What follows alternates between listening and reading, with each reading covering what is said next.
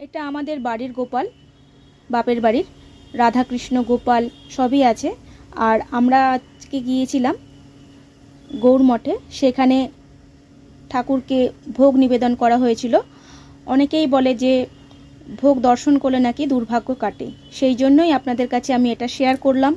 এবং ঠাকুরকে এত সুন্দরভাবে ভোগ নিবেদন করেছিল, যার জন্য আপনাদেরকে এটা দেখাতে আমি বাধ্য হচ্ছি যে এত সুন্দর দৃশ্য হয়তো আমরা কেউই দেখতে পাবো না। এত সুন্দরভাবে সাজিয়ে বিভিন্ন রকমের খাবার দেয়া হয়েছিল গোবিন্দকে, সেটাই আপনাদের কাছে আমি শেয়ার করলাম।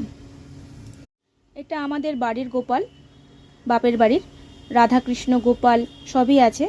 আর আমরা আজকে গিয়েছিলাম গৌর মঠে, সেখানে ঠাকুরকে ভোগ নিবেদন করা হয়েছিল। অনেকেই বলে যে ভোগ দর্শন করলে নাকি দুর্ভাগ্য কাটে, সেই জন্যই আপনাদের কাছে আমি এটা শেয়ার করলাম।